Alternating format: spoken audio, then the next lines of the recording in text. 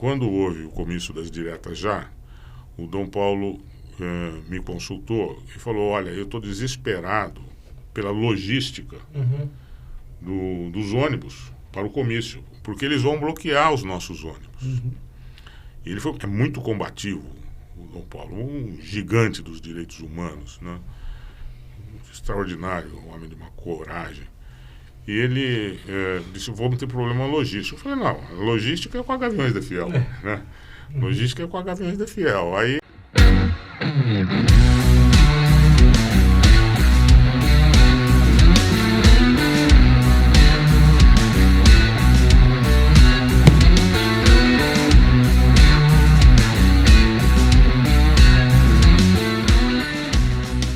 Salve, povo! Bem-vindos a mais um podcast do Ibra, o Ibra Talks. Já vou começar pedindo peteleco no positivo, que é muito importante para a gente. Se inscrever no canal, ativar as notificações, ativar o sininho para ativar todas as notificações.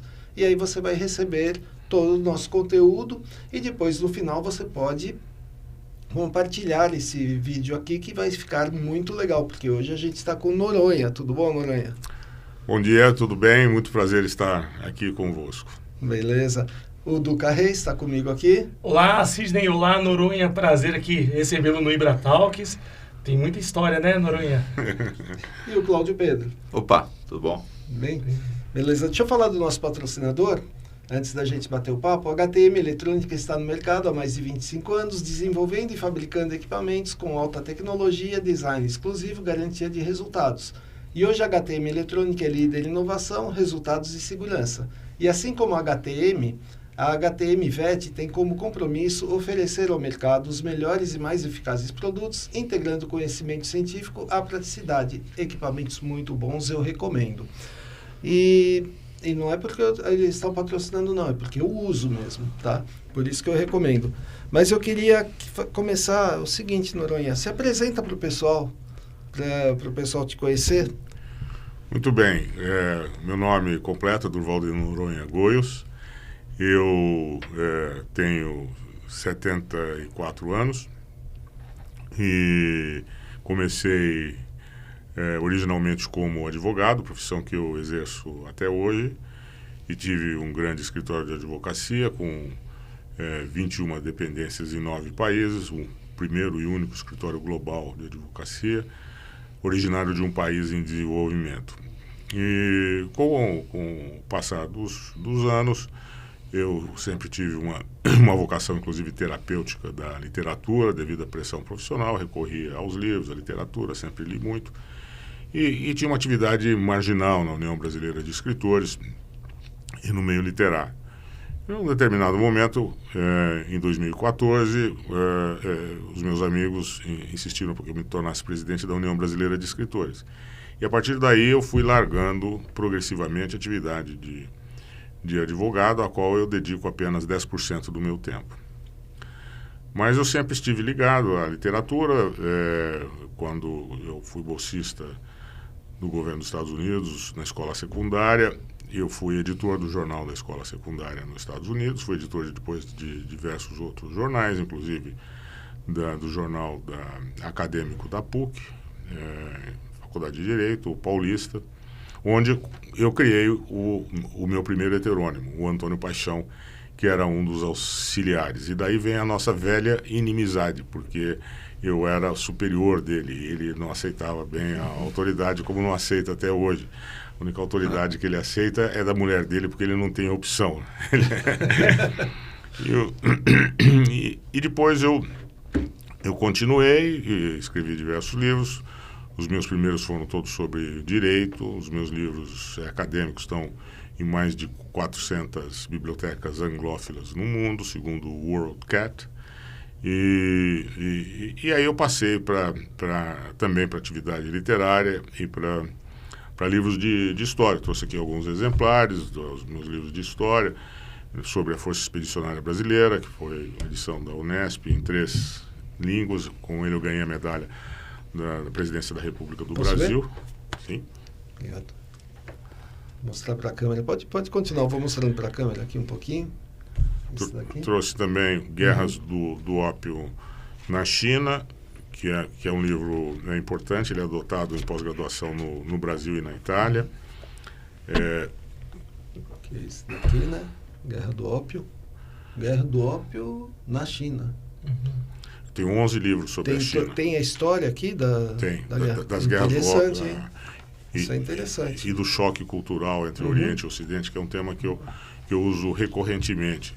Meu próximo livro é sobre direitos humanos, a dimensão internacional dos direitos humanos, sob uma perspectiva do Sul global, mostrando o choque cultural entre Ocidente e Oriente e como o viés ocidental serve para cobrir os abusos do imperialismo, né? Um dos quais foi esse aí das guerras do Ópio. O ano passado eu lancei A Breve História da Imigração Meridional Italiana no Estado de São Paulo, juntamente com um dicionário de aforismos napolitanos, que eu traduzi para o italiano, para o inglês. A sua descendência italiana ou nasceu na Itália? Não, minha mãe é italiana, então eu falo napolitano e italiano desde o nascimento. E eu fiz isso, esse livro, fiz esse dicionário, está para ser publicado na Itália, foi publicado aqui. Eles se esgotaram em 30 dias. A primeira edição se esgotou em 30 dias. É pequena. É uma edição de quanto? Mais ou menos? 2.000 exemplares. De que 2.000 não é pequena. Para esgotar em 30 dias? Mas é a comunidade, né? É muito grande. A maior comunidade napolitana no mundo. Maior até que Nápoles. Nápoles é a 5ª comunidade napolitana no mundo. São Paulo tem a primeira. E foi lançado, né? Aqui no estado de São Paulo, em diversos lugares, mas aqui em São Paulo as pessoas prestigiaram muito. Então, por isso que ele se esgotou rapidamente. Nápoles é a cidade que fica no vulcão? O pessoal é doido morar lá. Fica é uma cratera de um vulcão, está meio inativo, né? E a cidade é em cima. E de vez em quando as coisas ficam meio agitadas lá, né?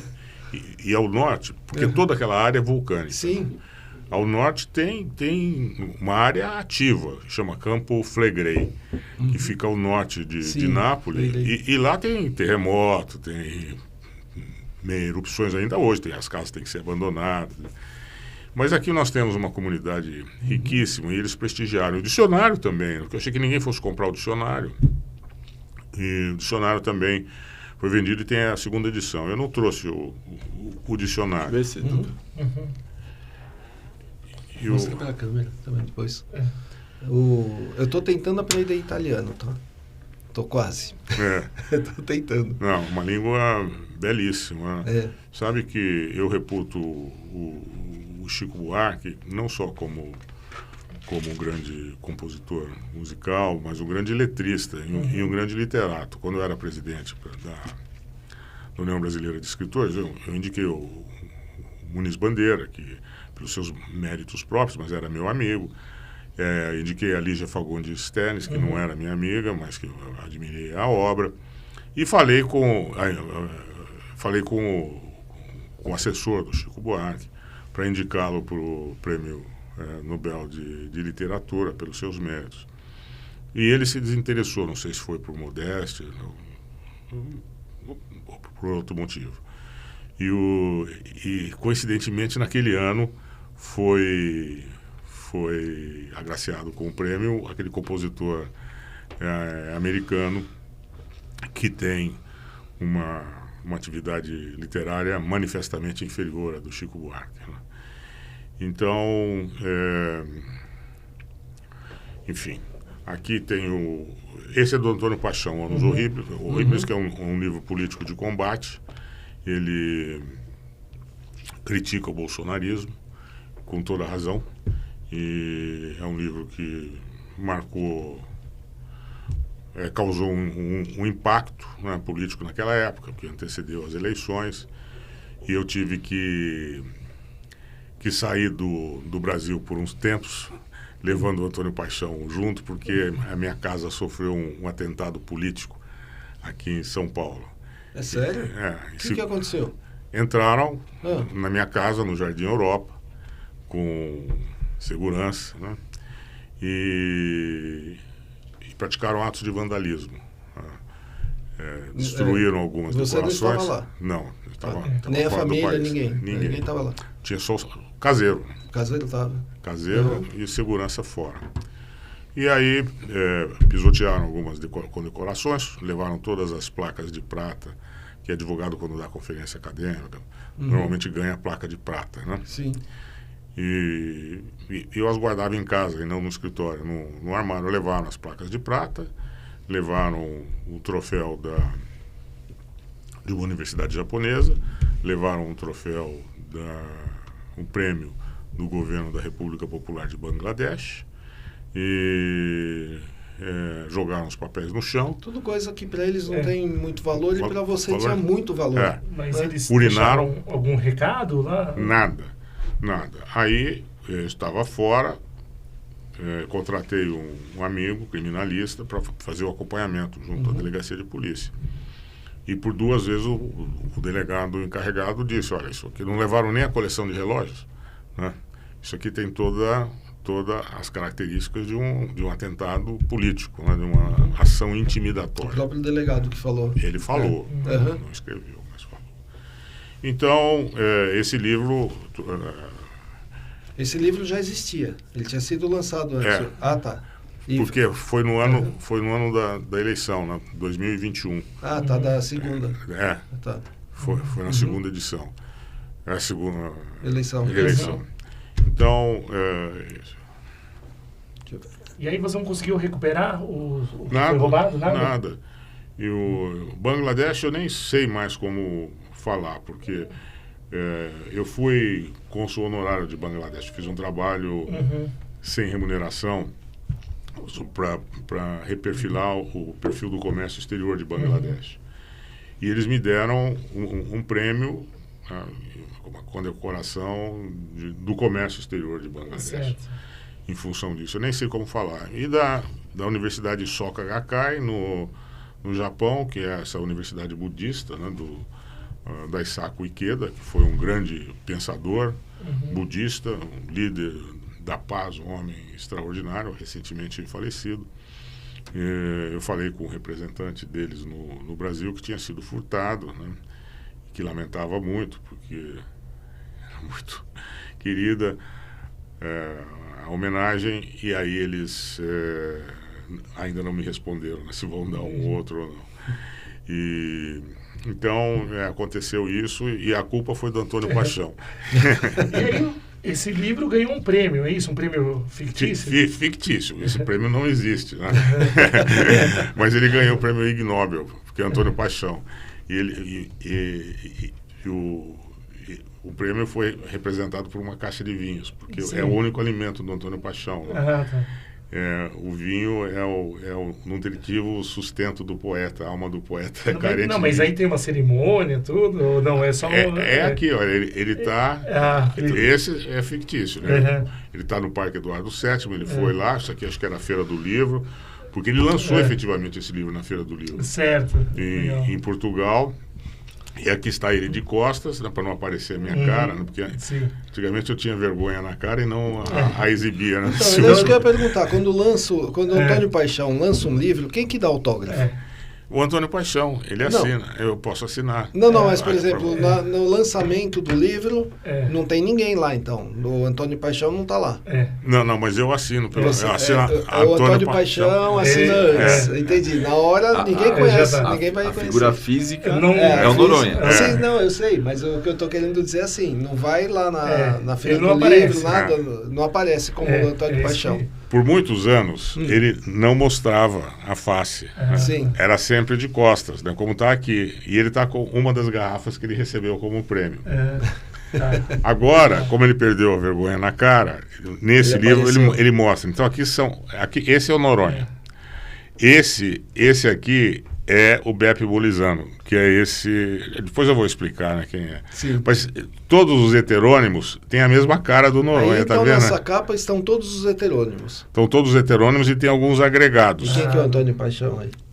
O Antônio Paixão é esse aqui, olha. Tá vendo? Com o glorioso manto da Deixa Fiel. Eu mostrar pra câmera. Então aqui, e o Antônio Paixão no mesmo... Estão todos... E eles brigam. Eles brigam? E esse aqui é o Antônio Paixão. né? Depois, se tiver foto para colocar, né? O Antônio Paixão chama o Noronha de o Rábula dos Jardins. O Rábula dos Jardins. E o Noronha chama o Antônio Paixão de Menestrel dos Ébrios. O Noronha tá onde aqui? Qual que é o nome? Esse que tá com a balancinha da justiça aí. Esse daqui é o Noronha, esse daqui é o Antônio Paixão. Tá certo. Ao lado São do parecidos, né? São. Ao lado do Noronha tem um dos agregados fictícios, que é o camareiro, Tá. Zé Renildo Arapiraca, que é de Alagoas e é torcedor do Asa de Alagoas. Tá. E ele introduz, quando tem a descrição da literatura brasileira, ele introduz a literatura de cordel. E no fim ele apresenta uma composição própria de cordel dele. Em nenhum momento, porque são vários, né? Em nenhum momento há uma confusão na hora de escrever, de lembrar o que é cada um. Então... Ou na hora de escrever é como se você se tornasse. Deixa eu só fazer uma palhinha para você entender. Então, o Noronha é um advogado muito bem sucedido, né, ao longo da vida, né? E num determinado momento você vira um pouco a chave e passa a ser um escritor. Escrever. E aos poucos vai deixando o escritório de advocacia, né? E no momento que você se passa a ser um escritor, você fabrica todos esses escritores que são heterônimos, que você chama. Heterônimos, tá. Que são identidades próprias fictícias. Então eles têm nascimento, eles têm mães diferentes. Então, que é diferente de pseudônimo. Diferente. O pseudônimo é o Noronha assinando como Zé da Silva. Tá. Né? Isso registra como pseudônimo. Mas é o próprio Noronha. Que é o caso que nós falamos do Fernando Pessoa. Não. Esse é heterônimo. Fernando Pessoa também é heterônimo. É um dos poucos escritores que usou heterônimos. Normalmente eles usam pseudônimos. Quem que era um pseudônimo para Quem que usava pseudônimo? Bom, são tantos, mas um caso famoso era o Chico Buarque, na época da ditadura. Ele usou, acho que Julinho do não sei o quê. Julinho da Mangueira, eu não sei exatamente o pseudônimo que ele usava. Só para não aparecer, né? Mas era ele escrevendo. Era ele que escreveu. Um dia ele foi acusado de plágio. Né? Fala, não, isso aqui não é do Chico Buarque, é do Julinho. Ele mesmo. Ele falou, não. Mas isso é Joe. É só ele falar, manda o Juninho me processar. Manda ele me processar. E aí, no momento, você cria esses personagens que são heterônimos, com o correr do tempo. Então, eles que tem vida própria. Vida própria. O Antônio Paixão é jornalista e poeta luso-brasileiro. Tá. Ele foi seminarista, filho de uma beata, Dona Sara Paixão, conhecida por Dona Sapa pelas amigas e inimigas. E ela era beata, o colocou no seminário. Então ele estudou os clássicos, traduzia do latim, do grego, etc.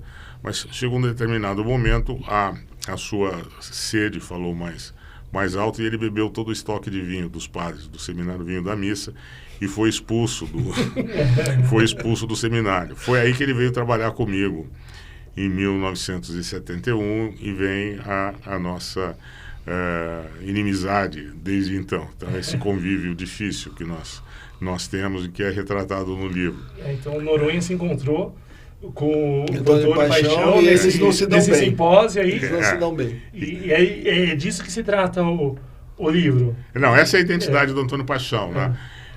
Mas eu já vou falar sobre o simpósio. Primeiro, posso falar sobre sobre os heterônimos, as identidades imaginárias. Né? Antes de falar dos heterônimos, eu queria só aquela minha pergunta. Se não tem, em determinado momento, você não faz uma confusão entre eles? Porque... o estilo. Não, por exemplo, o estilo e o estilo é pior ainda, né? E a identidade, saber, por exemplo, você está falando que ele é luso, o Antônio Paixão, não sei o quê, e o outro é de Nápoles e tal, e assim vai. como que na sua cabeça consegue separar tudo isso? Eu estou falando Mas isso... acho que eles são amigos de longa data, né?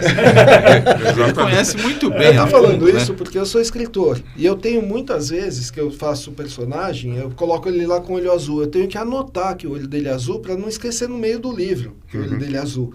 E eu não seria incapaz de fazer isso daí. Muitos escritores fazem até bonequinhos dos personagens, põem nomes, né, enquanto estão escrevendo, para não se confundir. Mas são poucos heterônimos, apenas 4 são heterônimos, e eles são meus amigos de toda a vida. Eles acompanham, né?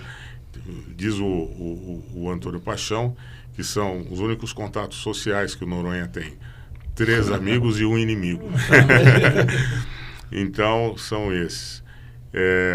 E o Antônio Paixão, ele é casado, tem o casamento em branco, sem sexo, porque ele nasceu assexuado, ele nasceu desprovido do tesão. Então eles moram na mesma casa, numa maloca no Bexiga. Ela não é corintiana, ela é palmeirense. Ela trabalha de dia, é sorveteira, é uma feminista, virago, firme, e usa o pau de macarrão com paixão no Pobre Poeta.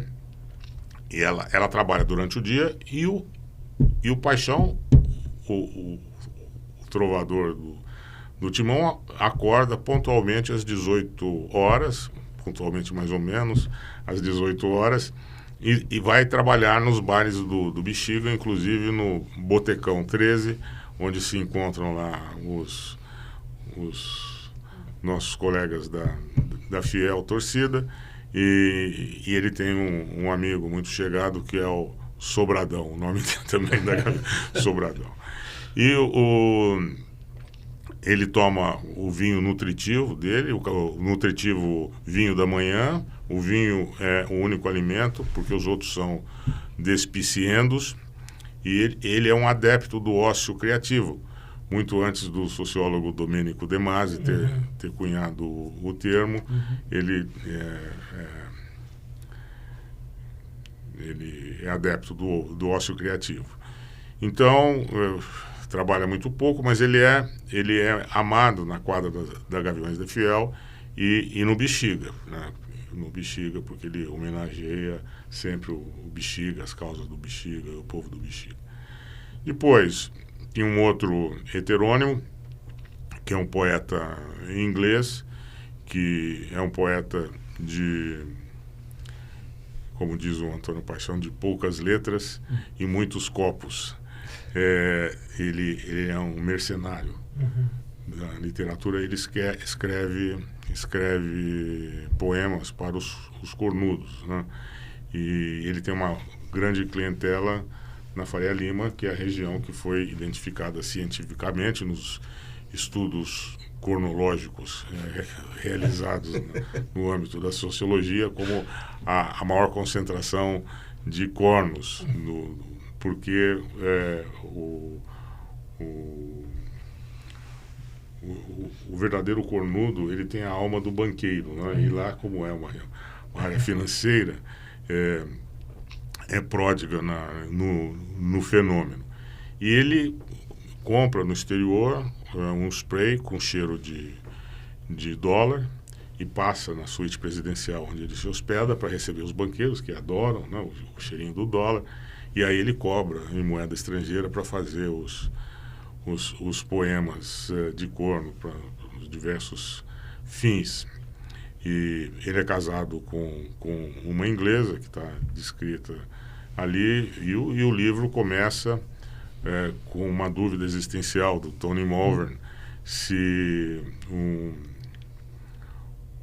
a mulher dele saiu, conheceu em São Paulo uma pessoa, e foram para um motel, e o amigo dela broxou. Então a pergunta existencial dele era se houve corno ou não houve corno. Cada um desses escreveu um livro. O Paixão escreveu esse, tem um outro livro escrito... Cada um escreve. Não. É tudo aí. É o banquete. Eu deveria ter começado... Não, primeiro eu vou descrever os personagens. Isso, e depois eu descrevo o banquete, né?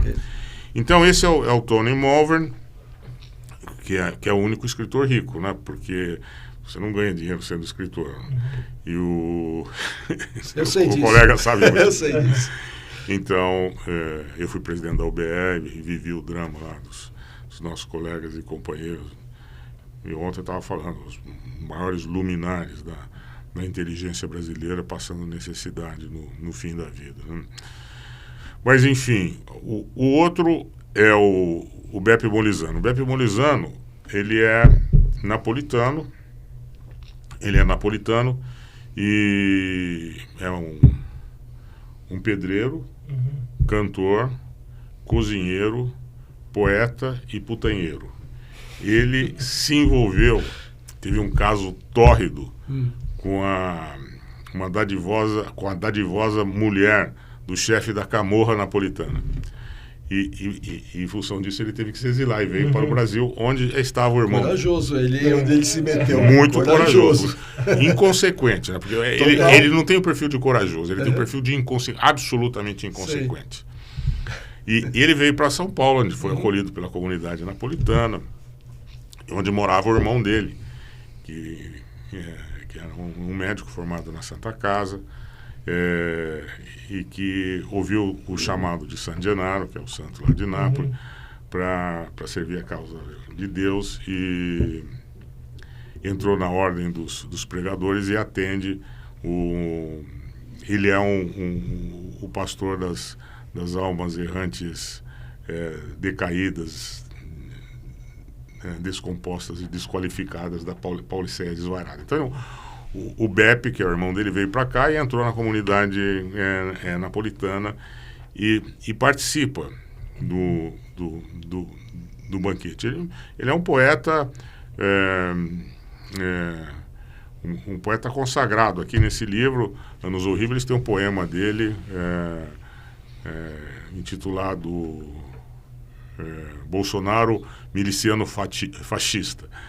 E ele foi traduzido para o português, para o espanhol, e circulou o mundo naquela época. Pois bem, esse é o Beppe Molizano. Tem o... Posso pegar o... Tem o chinês. Faltou o chinês. O chinês... Nesse Banquete do Paixão, tem um estudo sobre o corno, estudo cornológico, sobre a cornografia na literatura chinesa. E ele explica como foi. Poucas obras no Brasil e no mundo consideram a cultura chinesa como parte da cultura global. Nós temos uma visão eurocêntrica, etnocêntrica, e desprezamos os grandes avanços culturais da China, que estão à frente dos ocidentais centenas de anos. Alguma coisa eu menciono no livro. E ele é um professor chinês que é membro do Partido Comunista Chinês, membro da Associação de Escritores da China, e é conhecido e festejado no seu país porque ele decorou toda a poética do Mao Zedong. Imagina, decorar. E o Mao Zedong, ele era um professor primário, mas ele tinha uma grande sensibilidade literária e tem uma produção poética extraordinária, eu diria, na perspectiva dele, na perspectiva política dele, né? Mas era poeta. E então o Yusuf Fadin, ele é chinês. Então, esses são os meus heterônimos. Agora, posso falar sobre o banquete? Pode, mas eu quero falar uma coisa. Pode falar. Não sai daí que você vai saber a ligação do Noronha com Gaviões da Fiel. Né? Não sai daí que daqui a pouco a gente vai perguntar isso para ele. Pode falar agora. Pô, não quer mudar a ordem, não? Não, deixa o povo curioso. Deixa o povo curioso. Porque as prioridades têm que ser obedecidas. Né?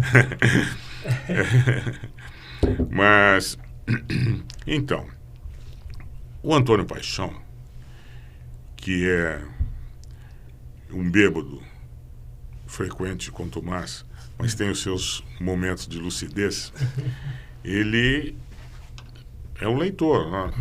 Voraz, e quando ele estava no seminário, leu toda a literatura clássica. E ele leu o banquete do Platão, que não é banquete, né? A tradução do grego é simpósio, né? Mas alguém resolveu dar a tradução como banquete, e na língua portuguesa ficou banquete. Ele leu e disse que o banquete de Platão tem algumas lacunas imperdoáveis que precisam ser colmadas e umas falhas de perspectiva científica, epistemológica. E queria reencenar o banquete do Platão. E para isso ele procurou o Frei Totó Molizano, que é esse psiquiatra, o pároco das decaídas, da Baixa Augusta, e para reencenar. Aí houve uma negociação, porque o Paixão não tem muita credibilidade, né? Ele é pouco confiável, e o Noronha assegura a pouca confiabilidade do Paixão. Mas o Frei Totó, Ordem dos Pregadores, o intelectual, ele estabeleceu uma série de condições que foram cumpridas. Então, mas ele concordou com a existência das lacunas, porque o fenômeno cornológico foi deixado de lado no banquete do Platão. Ele tratou do amor homossexual, mas não tratou do adultério. E a própria mitologia grega tem inúmeros exemplos de traição, cornos, etc. Então pergunta ao Paixão, como é que a própria Ilíada, né, de Homero, que até o Paixão diz, né, em Ilíada o Homero diz sobre Helena, né, que traiu Menelau, colocou cornos em Menelau, a face que lançou 1000 naves de guerra, né? Mas ele diz que a face é o heterônimo é um eufemismo para as partes pudendas da Helena de Troia. Então tá lá, então houve essa omissão do corno, que devia ser colmado. E também a questão do caráter etnocêntrico, porque todos eles eram da Grécia ou da Magna Grécia, né, que era a cultura representativo da cultura ocidental, que só existia ali, né? Que os ingleses, por exemplo, estavam comendo grama nessa época. E o Paixão resolveu dar um caráter, e o Dr. Molizano concordou, um caráter variado, diverso, sobre o perfil dos participantes. Então, no banquete do Platão tinha 9 participantes, todos eles da Magna Grécia, os gregos, e tinha médico, tinha poeta, tinha, enfim, filósofos. E do Paixão tem 10, né? Mas aí vem a variedade, porque além dos heterônimos que participam, eu já expliquei, tem os convidados, que são ou figuras fictícias ou figuras reais fora da realidade, ficcionadas, que são os habitantes das nuvens, né? Os nefelibatas, que são o Noronha e o jornalista Rui Nogueira, mas com diálogos e histórias totalmente fora da realidade, só para trazer, foram colocados como expediente para trazer o humor no exame da figura do corno, exame cornológico da literatura mundial, porque o estudo da literatura mundial é pesado. Mas se você pega, né, a perspectiva do Paixão sobre o viés do corno na literatura, então é uma forma de conhecer toda a literatura mundial, mas apenas na perspectiva cornológica. Esse de que ano que é? Esse daí? Esse é o que estou lançando agora, a semana que vem. Eu vi que esses que você trouxe, a maioria é de 2020 para cá, né? Todos eles. Não, tem outros também, que eu não trouxe os mais antigos. Sim, é isso que eu ia perguntar. Você tem... quantos livros você... Eu ia perguntar isso. Quantos livros tem? O Antônio Paixão... Não, eu tenho 100 livros. 100 livros? 100 livros. Mas a maior parte deles são jurídicos. Outros são de história, como eu trouxe, né, que não são ficções, como os livros do Antônio Paixão. E o Antônio Paixão tem um romance chamado Shanghai Lily, que ele escreve Apagamento para uma mulher, a história da vida de uma mulher brasileira de família libanesa, que foi preterida com relação aos próprios irmãos, pelo pai na herança. Então, mas quando você fala 100 livros, 100 livros teu, do Paixão? Sim. 100 livros? Total. Com os o Paixão, ele tem 6 livros. Ele tem 2 romances, 3 romances, depois ele tem livros de contos e crônicas e poesias. Tá. E esses heterônimos começam mais ou menos a partir de que ano? O Paixão vem a partir de 71. 71, Paixão? 71. Eu criei quando era acadêmico, na época da fundação da Gaviões da Fiel. Gaviões foi fundado em 69. E esse jornal, do qual eu fui editor, e o Flávio Lacelva, da Gaviões, meu amigo, ele era o representante no Largo de São Francisco. Sim. Junto com outro colega, Maurício de Macedo Francisquini. Então ele vem desde essa época. Daí vem a nossa velha inimizade, né? Porque ele era um subordinado rebelde no jornal. Você fez USP? Não, eu fiz a PUC. Você falou que era do Largo de São Francisco? Não, o Flávio Lacelva. Tá. Faculdade Paulista de Direito é a faculdade da PUC. Agora o Antônio Paixão, ele é corintiano também. Graças a Deus. Então, e por que vocês são inimigos? Não, mas não com relação ao Corinthians, nem com relação a Gaviões da Fiel. Falando um pouquinho do Corinthians. Conta a história da Gaviões da Fiel. Agora chegou o momento. Então, a Gaviões, eu tenho um livro, né, que até fui contratado para fazer um filme, mas as tratativas não surtiram efeito.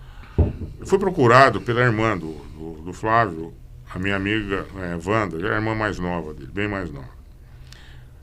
Porque alguém preparou um esboço sobre a vida dela e falou: eu não estou feliz com isso aqui, eu não quero autorizar. Né? Aí eu olhei aquilo e falei: não, realmente tem que começar do zero, porque isso aqui não presta. Né? Mas como é que nós vamos fazer? Não, deixa que eu escrevo o livro. E ela me deu o material, foi desprezado aquele esforço inicial totalmente. E ela me deu o material, que são as fotografias da época, que algumas eu reproduzi no livro, contando a história da fundação.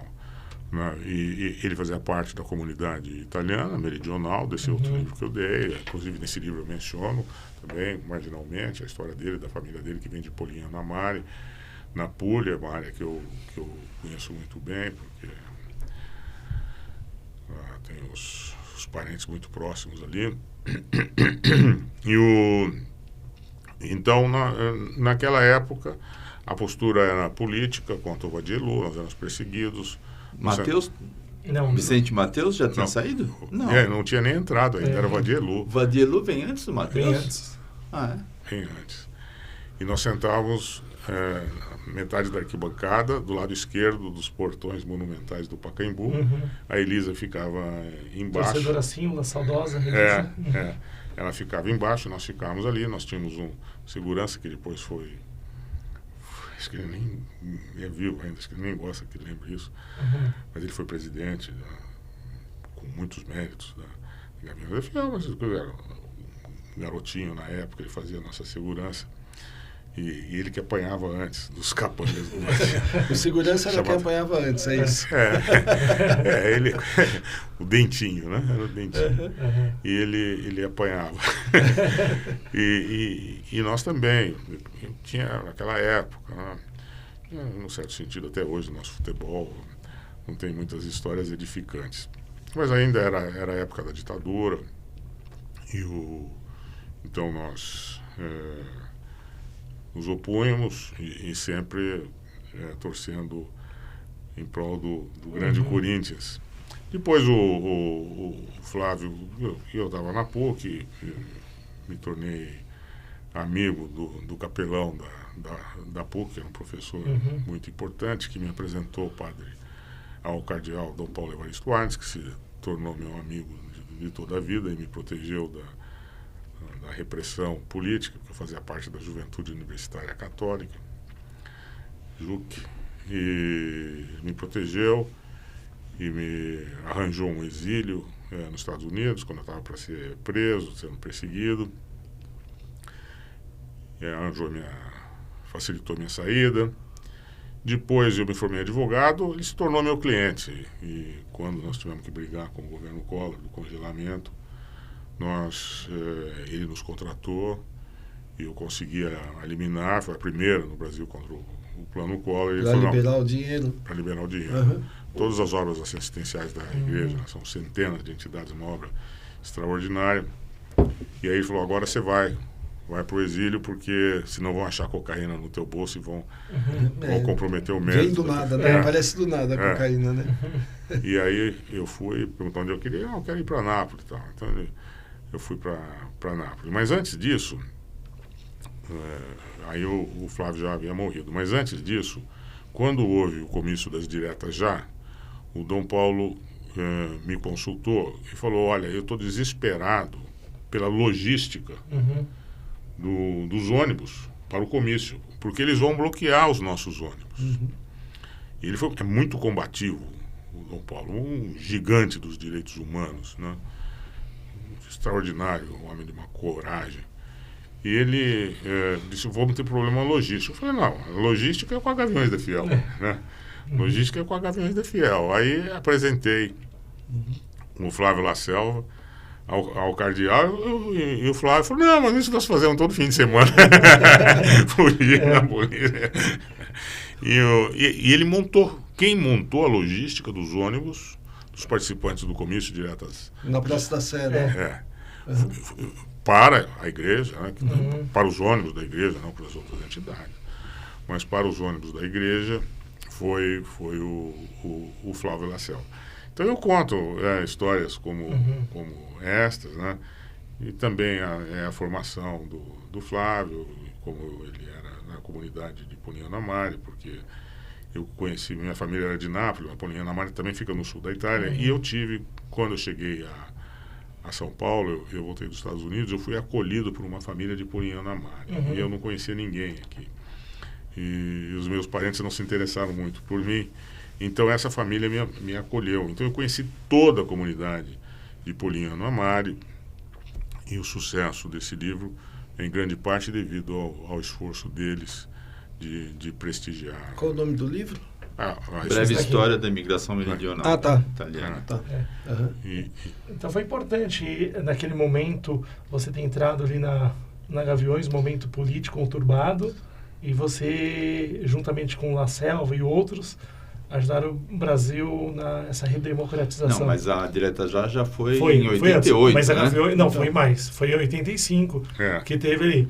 Mas a Gaviões é de quando? De 71. 71 você não, na verdade 69. 69 a Gaviões foi fundada. E você é um dos fundadores? Sim. Então, isso que é importante, isso que o pessoal quer saber também. Não, porque foi o ano que eu cheguei dos Estados Unidos. Eu cheguei o ano dos Estados Unidos. E eu conhecia, como eu disse, pouquíssima gente aqui. E conheci 2 estudantes para entrar na Faculdade de Direito, que era o Zé Maurício de Macedo Franceschini e o Flávio Laselva.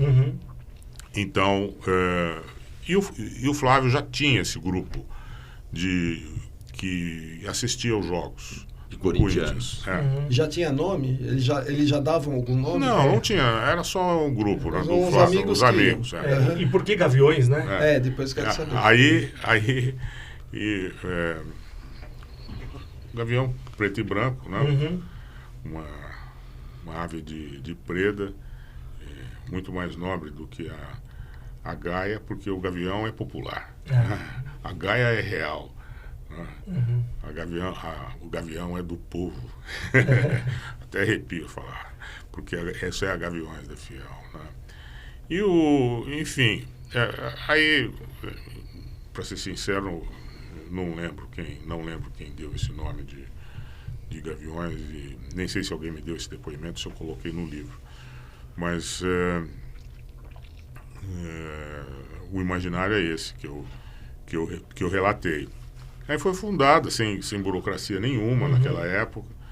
Teve até levou um tempo, não tinha carteirinha, levou um tempo para legalizar, muita discussão desde o início, né, como toda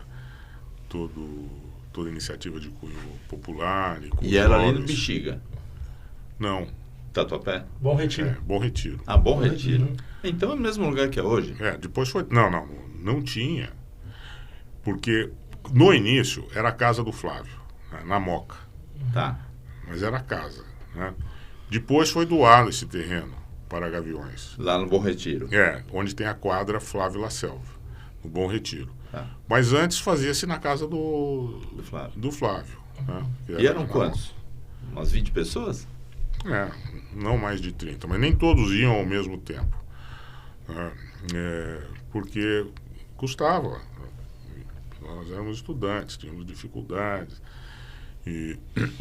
Então nem todos tinham dinheiro para ir a todos os jogos. E muitas vezes eles tinham que ser convocados pelo telefone. Então, assim, nós juntamos, fizemos o lançamento do livro na quadra da Gaviões da Fiel, com a renda revertida totalmente para Gaviões. A tiragem foi de 5.000 exemplares. E foi a primeira torcida que teve em São Paulo? Já tinha, por exemplo, Tupi, já tinha Independente. Não, Independente veio depois, né? Depois, acho que é a primeira. Eu acho que talvez a da Portuguesa é bem antiga, viu? Como chama? Leões da Fabulosa. A torcida da Portuguesa já era... Pois bem, eu não sei, mas durante a gestão do Flávio, tinha uma associação das torcidas organizadas. Tá. E ele, por isso que eu disse no início, quando nós nos conhecemos, que o Flávio, ele não tolerava animosidade entre as torcidas. Nós temos todos o mesmo propósito, de torcer para os nossos times, né? De uma maneira, ele falava, era meio beato, de uma maneira cristã, com tolerância, com respeito, etc. E quando ele foi presidente da Associação das Torcidas, quando ele faleceu com câncer de garganta, ele foi homenageado por todas as torcidas. E acho que a primeira e mais veemente foi a torcida do Palmeiras. É aqui de São Paulo, porque eu vi aqui agora que a torcida mais antiga do Brasil é a Charanga Rubro-Negra do Flamengo, fundada em 11 de outubro de 42. Pois é, bem mais antiga. Bem mais antiga. E o Fluminense deve ter seguido. Né? Nem sei se existe a Charanga Rubro-Negra. Será que existe? Eu já ouvi falar. Mas em São Paulo, acho que a Gaviões deve ser a mais antiga. Vamos lá, eu vou perguntar aqui. É legal, porque... Então existia uma associação de todas as torcidas, pegava Palmeiras, Corinthians, São Paulo e Portuguesa. E Santos, né? Eu vou mandar uns exemplares, porque ainda tem alguns. Eu estou hesitando em fazer a segunda edição, porque o livro dá trabalho, né? E depois que saiu a primeira edição... vêm as pessoas e falam, você esqueceu disso, você esqueceu daquilo, você esqueceu daquilo. Dão contribuições, né? Então, não é simplesmente uma reimpressão. Eu tenho que me dedicar a... Uma melhoria. A atualização do tema. Né? Por exemplo, o que nós estamos conversando aqui, né? Foi a primeira? Tinha outra aqui? Qual que foi? Né? Então, o ChatGPT ele entrou em contradição aqui, porque eu perguntei a de São Paulo, ele falou que a TUSP, né, torcida uniformizada de São Paulo, de 1939. Então ele entrou em contradição, porque ele falou... Não acho. O São Paulo é de quando? 35, na verdade, então. O São Paulo da Floresta, acho que era, se não me engano, acho que em 1930. Aí depois teve uma refundação. Mas é por aí. São Paulo, era paulistano. Paulistano, que aí depois, juntamente com a Associação Atlética das Palmeiras, né, se juntou e montou São Paulo. Mas não era São Paulo nessa época. Agora, eu falei da Gaviões, que teve essa importância. Até eu vi um documentário, agora Democracia em Preto e Branco, do Pedro Asberg, que mostra um paralelo entre a democracia corintiana, o rock nacional e a política brasileira naquela época das diretas já. E mostra o papel realmente da torcida do Corinthians, juntamente com os jogadores do Corinthians, Democracia Preto e Branco. O Sócrates, né? Sócrates, exatamente. A central, a central intelectual ficava no Palácio do Cardeal. Ele que coordenou. Que era também corintiano, Dom Paulo Efraim Soares, corintiano fanático. Graças a Deus é São Jorge. E até escreveu, né, a homilia do corintiano. Ele ficava lá. E o Flávio, quer dizer, fez esse trabalho, que não foi um trabalho intelectual, porque o trabalho intelectual foi feito pelo cardeal, que tinha o apoio do Papa, né? Mas o trabalho logístico para o comício foi feito pelo Flávio. E eu via como o cardeal trabalhava, né? Porque eu acompanhei nessa parte da logística, né? Mas eu imaginei que nas outras áreas ele também fizesse, como também ele fazia na área de direitos humanos. Né? Então, ele foi o grande líder do restabelecimento da democracia no Brasil e na defesa dos direitos humanos. Ele era a voz da cidadania naquele período. Um livro como esse é completamente diferente de um livro de ficção. Sim. Né? Esse aqui é um livro, tem uma história, tem todo um trabalho de pesquisa, né? Aquele outro, esse você fez em que ano? Esse aqui?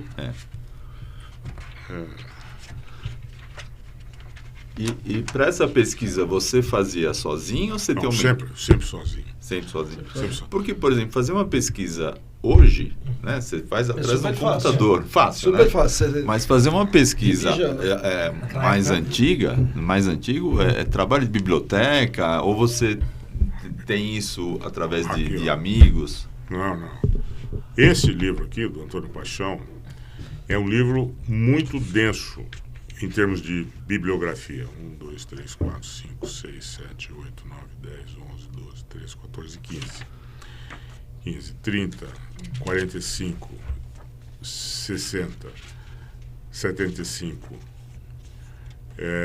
90, 105, 120, 135, 140, 150 livros consultados diretamente por mim. Lidos completamente lidos para poder... Não, ou só consulta? Não. Às vezes vai direto no 150 capítulo, é muita coisa, né? Na minha vida, eu sempre li, eu anoto na margem um livro e tem um código no topo da página.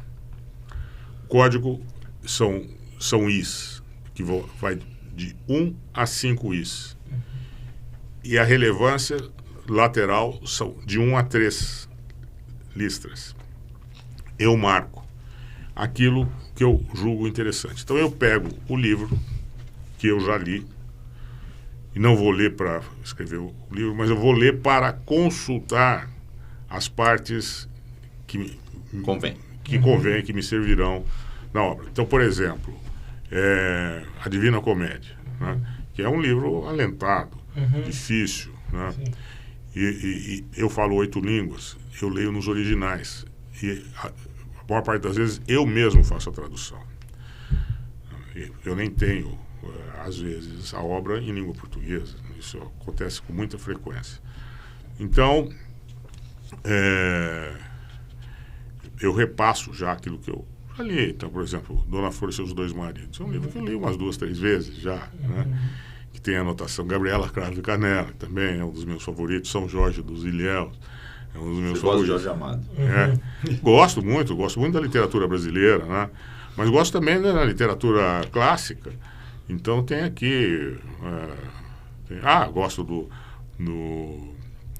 do Mário de Andrade, Macunaíma. Ali, muitas vezes, todo anotado Macunaíma, né? O fenômeno de se tornar constelação. Então, esse é um livro de ficção. E mesmo um livro de ficção, você coloca a referência à bibliografia. Você não costuma pôr bibliografia? Você põe? Não, né? Mesmo um livro de ficção, você põe a bibliografia? Não, mas esse aqui é uma história da literatura, sob a perspectiva cornófila. A cornográfica. Então, aparece a figura do corno na história da literatura. Entendi. Então, ele trata a literatura clássica, a literatura medieval, a literatura portuguesa. A literatura portuguesa, a literatura francesa, a literatura inglesa, a literatura chinesa, a literatura latino-americana e a literatura brasileira, nas suas diversas perspectivas regionais. E sempre sob a perspectiva do corno. Então, este livro é uma história da literatura leve pelo viés cornófilo, pelo viés do corno. Né? Ele se torna divertido. Então, você lê uma história da literatura, né, se divertindo. O que normalmente não ocorre, porque é pesado. Depois de você ler 5 páginas, você está dormindo, né? Estudar a literatura medieval, por exemplo. A literatura medieval é difícil, é denso. Mas se você pega um apanhado e dá uma explicação sobre a perspectiva do corno, fica divertidíssimo. Né? Fica divertidíssimo. Então, Gil Vicente, sob a perspectiva cornológica, se torna um gênio muito maior do que ele é.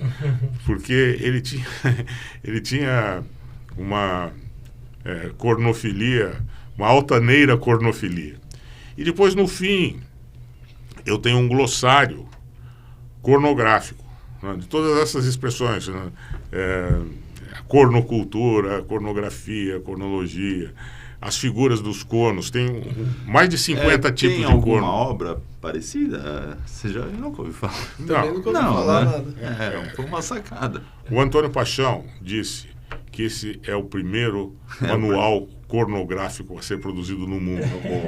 E é uma das poucas, se não a única, história da literatura que leva em consideração a literatura chinesa.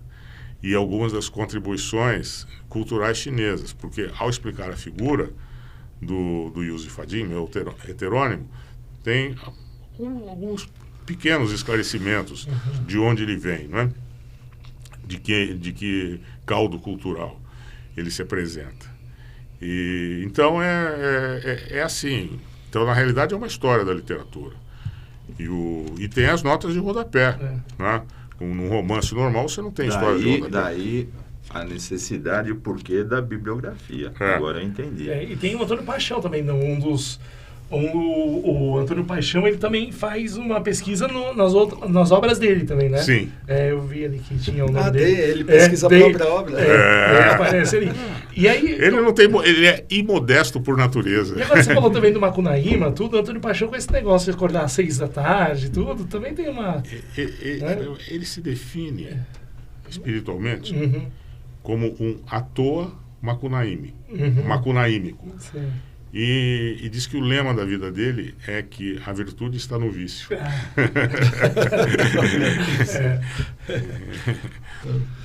Agora, uma desses daqui dá trabalho fazer um levantamento. Dá trabalho. Mas eu me divirto. Quantos anos para fazer? Quanto tempo fazer um livro? Bom, isso aí eu compilei. Isso aí é a história da minha família, na realidade, né? Eu não... Uma parte eu dou, mas eu convivi nesse meio. Imagina. Eu convivi nesse meio por causa da família da minha mãe, sabe, o lado materno. Bem como esse daí também, você tem relato de viva voz? Dos dois lados. Né? Porque o irmão do meu pai esteve na FEB. Eu ia perguntar se tinha um familiar que esteve na FEB. O irmão do meu pai esteve na FEB, morreu com 104 anos. E você entrevistou ele para fazer? Tenho foto dele, peguei o material dele. Mas eu entrevistei também o chefe dos meios, não o chefe, o filho do chefe, do general Pitaluga, dos meios mecanizados da FEB, que fez a captura da divisão alemã e fascista em Alexandre, no norte da Itália, na região de Gênova. Como chama o monte que teve? Não, Castelo, isso fica no sul.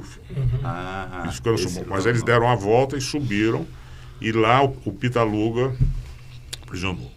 o Brasil, com 5% das tropas no teatro de guerra da Itália, teve 25% dos prisioneiros. E a maior parte deles foi com esse general Pitaluga. E o filho dele se tornou meu amigo, porque eu tinha um contato, né? Eu queria saber da família Pitaluga, me apresentaram e aí eu comecei a fazer perguntas. E ele conseguiu para mim o relatório inédito até hoje, que o general Pitaluga fez a respeito da campanha comandada por ele nos meios blindados e a captura das forças alemãs e fascistas. Por que não foi publicado? Não foi publicado por ciúmes de alguém, né? Porque ciúmes é talvez a emoção mais forte no imaginário brasileiro, né? Se não for do ser humano. E não foi publicado. E eu coloquei em primeiríssima mão esse... E não é uma coisa, eu ouvi falar, não sei, não. Eu li... papo reto mesmo. Eu tenho cópia. Não, ganhei medalha da Presidência da República. Bacana. Por esse livro. Né? Bacana. Não é para qualquer um, não, para um escritor. Bacana, mas tem pessoas com É. méritos muito superiores. Mas um escritor... E quando eu ganhei a medalha, me foi dito pelo ministro da Defesa, na cerimônia que fizeram, que é até emocionante, que a maior arma já produzida pela humanidade é o livro. Fez o discurso de saudação nesses termos. Então... Esses bandidos não levaram essa medalha, está guardada. Não, pegaram algumas, né? Porque no correr da minha vida, como advogado, eu trabalhei em diversos países em desenvolvimento, sem cobrar honorários. E eu recebi dezenas de homenagens. Algumas eles selecionaram lá e jogaram no chão e pisaram. E outras não. Então ficaram largadas lá. Mas isso é triste, né? Isso é triste. Deixa eu ver esse livro, Edu. Esse aqui? Opa. Não fui eu dessa vez. Piesco é italiano. É italiano. E eu descobri que só tem 38 piescos no Brasil. Pelo IBGE. Só a sua família, praticamente. Só a minha família. Só a minha família. Vamos ver na Itália. Na Itália deve ter bastante. Meu bisavô era agrônomo, veio pra cá. Eu não sei de onde ele era. E ele foi empreiteiro aqui no Brasil. Piesco. Com C. Com C. Do jeito que fala. Com C. E é com I ou com Y? Piesco, não, do jeito que fala. Piesco. Nós somos primos. De Tá Nápoles. falando sério? Aqui, tem que ler meu livro. Olha aí, descobri um primo. Tá vendo? Bacana. É aqui, olha. Está em italiano. Né? Il cognome Piesco è di origine campana e non è molto diffuso in Italia, concentrato principalmente in questa regione di Napoli. A Nápoles? É. Bacana. Aí, meu italiano tá bom, eu entendi tá tudo, bom. de ponta a ponta. Aqui. Quanto mais escuro a cor, aqui é a Campânia, né? Uhum. Aqui é a região borbônica, aqui é a Campânia. Eu sei que vieram do sul. Aqui, do sul. aqui é a Basilicata, vermelho. Depois aqui é o Lásio Borbônico. Aqui é a Toscana, tem uma família. Depois no norte são 10 famílias. E na Campânia são 32 famílias, mais do que em todo o resto da Itália. Uhum. E Campânia e Basilicata. E Lásio Borbônico, 739, 49. 49 contra 12, 13 no norte. Então é predominantemente aqui. E Que interessante. Tá vendo? A história da sua família está ali, ó. Não, Aqui, nesse livro. nesse? Eu não coloquei o nome porque eu não me conhecia. Uhum. Mas se conhecesse, eu teria feito uma entrevista para colocar um parágrafo. Olha, eu fiz isso com bacana. muita gente. Que legal. Para ver as coisas da família, se tem alguma particularidade, Uhum. né, como essa história, não, ele veio aqui, ele era agricultor, né? Eu até sei, tá tudo ali. Bacana. Talvez, quando nós falarmos sobre a Itália depois, Uhum. possa fazer alguma pergunta sobre isso, né, a origem dos italianos daqui, sobre a sua família. Legal. O Goius é italiano? Ou não, Noronha? Goius, não. Minha mãe é Sabella. Sabella é o nome ali do sul da Itália, de Nápoles. Tá. Goius era vem de onde? Goius era do Reino de Leão. A família da minha mãe, eles eram comunistas, católicos, né, das classes populares. Meu avô era alfaiate comunista. Eles vieram para cá fugidos do fascismo. A família do meu pai é uma família aristocrática. Noronha, aristocrata, pelo menos a segunda família mais importante de Portugal. E Goius, eles são fundadores do Reino de Portugal. Eles eram padres. Eu sou de uma geração sacrílega, porque eles tinham votos de castidade e eram celibatários, mas eles procriavam, tinham 15, 17 filhos. Depois o Papa, como eles eram priores da ordem, da cavalaria, né, eram monges guerreiros, eram priores da ordem do Hospital de São João de Jerusalém, que é mais ou menos igual ao dos Templários. Eles foram à vanguarda das forças que vieram de León para instaurar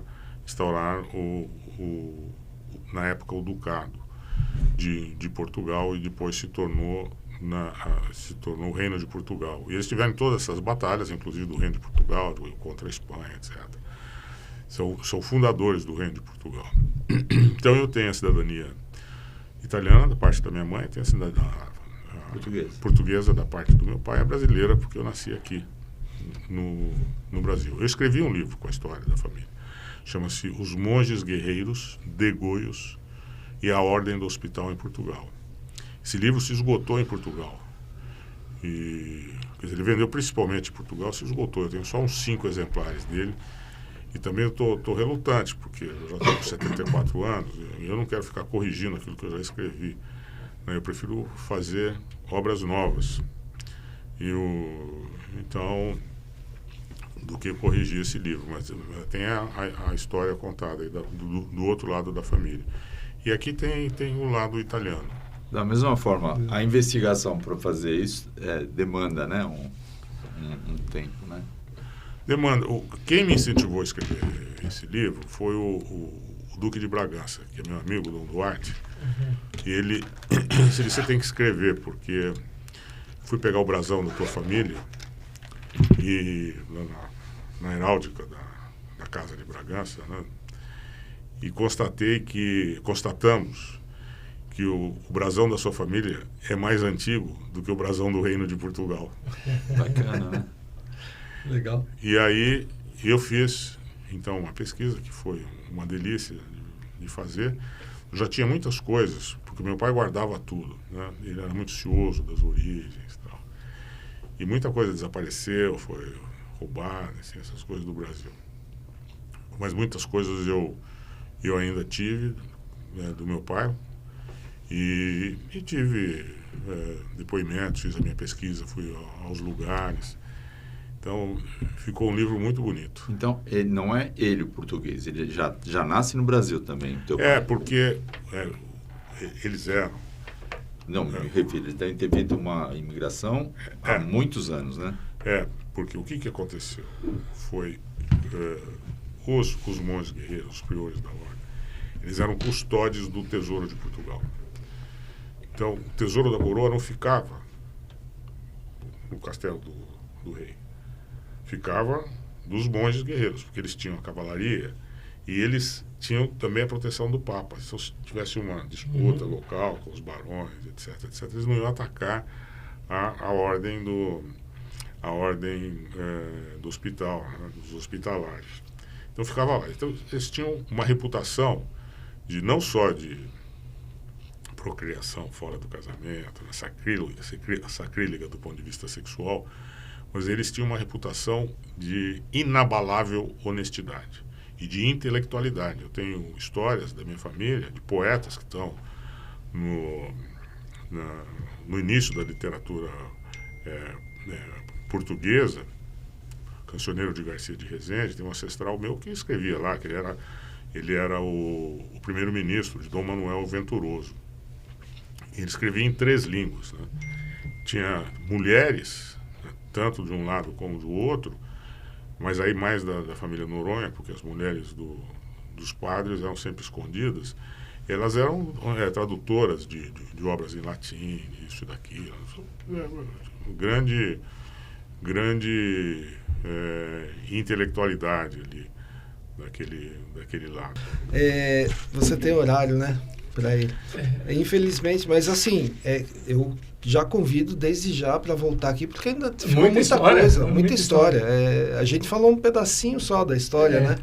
E eu gostaria que voltasse com mais tempo aqui para a gente conversar, porque estava um papo muito gostoso, mas infelizmente a gente tem que interromper, porque tem um horário para ter um compromisso, né?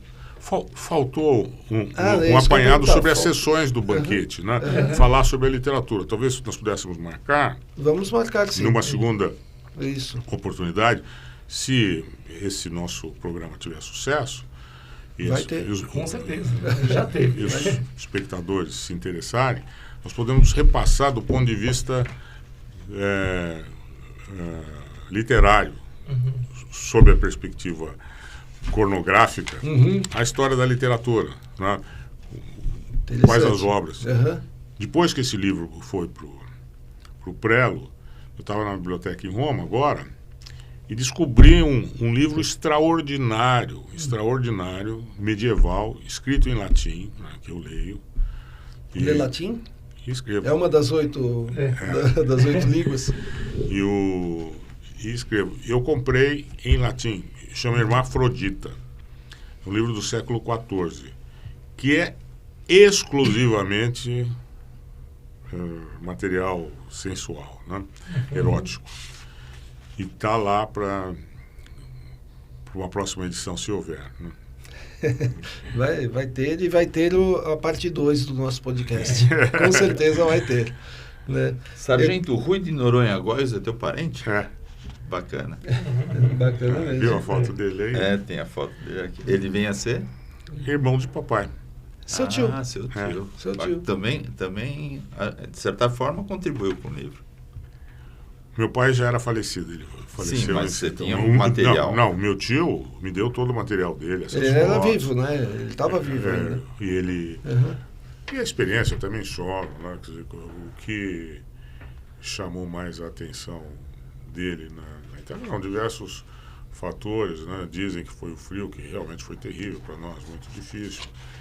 E não tinha nem o fardamento apropriado, nem né? Esse é o ponto, tudo, né?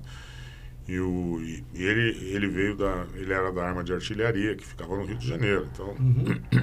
Mais calor ainda. Mais calor ainda. Mas ele disse que o mais me chamou a atenção foi o estado de penúria da população italiana. E esse livro eu lancei na Itália, dei conferência, a versão italiana, eu dei conferência na Piazza del Popolo sobre esse livro. Mas eu já vi até que eles fazem uma homenagem extremamente bonita, né, pro Brasil, por ter essa... Você já viu isso daí, Cine? Já ouvi falar. Em algumas cidades da Itália, sim, cantam o hino nacional, né? No meu caso, na minha palestra, que saiu em diversos jornais italianos, se for buscar na internet vai achar. O povo, não foi organizado, lá em Pistoia que vai, a embaixada organiza e tal, não vai ninguém do povo, vão os representantes das forças aliadas, do Ministério da Defesa da Itália, etc. Na minha palestra foi o povo, vestido de verde e amarelo, os italianos, o povo. Que bacana. E eu doei a venda dos exemplares que eu levei para a Cruz Verde italiana. Mas eu fiquei depois, eles compravam 3 exemplares, 4 exemplares, esgotou. O que eu levei foi todo vendido. Eles ficavam para conversar. E muitos deles diziam, meu avô me dizia, minha avó me dizia, meu pai me dizia. Tinha história, né? Todos eles queriam a história, né? E o ponto central bateu com aquilo que meu tio disse, né? Era a fome. Eles ficavam penalizados com a fome e davam a ração deles para a população. Isso foi meu tio que disse, né? Pode ter sido propaganda, ou um sentido de autopromoção, autovalorização, se bem que ele era um homem muito sóbrio. Mas eu ouvi isso das vítimas, das famílias das vítimas, né? Que as tropas brasileiras faziam isso. E Mas sabe, recentemente eu vi um filme que mostra exatamente isso, a fome. A fome que o pessoal... a miséria, né? O meu tio me contou, e eu coloquei no livro, que os alemães, quando batiam em retirada, a família tinha uma cabra. A cabra que dava o leite e alimentava as crianças. Eles levavam a cabra embora. Nossa. Era para morrer de fome. Era para isso. Isso é crime de guerra. E o pior é que tinha os fascistas. Lá nessa região onde eu fiz um lançamento, em Gênova, onde eu vi esse embate final, as tropas mais cruéis com as populações civis foram as tropas italianas, da divisão de Alpine, tropas de montanha. Tanto é que ali, até hoje, a memória do povo é uma coisa terrível, né? de importante, uma coisa de fundamental importância, não terrível. Porque eles se recordam o que fizeram na sua vida. Não tem nenhum evento desse ramo do exército italiano lá, porque o povo, né? Eles podem fazer o evento, mas o povo não vai. Eles se recordam. E você está falando do norte, né? O norte era mais abastado que o sul, né? Ainda por cima. O pessoal do sul. Não, no sul tem um livro. Bom, isso é outra história também. Tá. Se vocês quiserem, vou fazer um programa. Fazer uma verdade, é verdade. Você tá, Tem. Mas é boa marcar esse programa para você falar da Itália. Você vinha aqui falar para a gente da Itália. Eu acho que a gente marca para falar de todos os livros, né? E mas falar da Itália, falar tudo isso. Vamos marcar sim, vamos marcar. Eu não quero te segurar mais, porque você tem horário, né? Queria agradecer muito a sua presença aqui. Foi muito legal mesmo, muito bacana. Apesar de eu ser santista. Foi muito bacana mesmo. Para o pessoal entrar em contato, ou para ver o livro, para achar os livros, como é que o pessoal faz?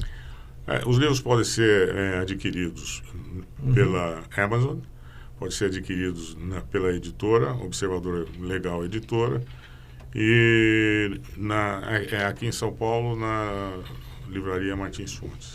Tá lá na Paulista, né? Na Paulista, na Martins Fontes. E dá para comprar pela internet na Martins Fontes, não dá? Eu acho que dá. Ou pela Amazon ou pela própria editora Observador Legal. Agora sim, dá para agradecer a sua presença. Eu que agradeço. Muito bacana, mas já fica o nosso compromisso de um próximo podcast. Tá bem, tá bom? Com um grande prazer. Bacana. Queria agradecer o Duca Reis, Cláudio Pedro. Obrigado. Eu sou o Sidney Piesco e a gente foi.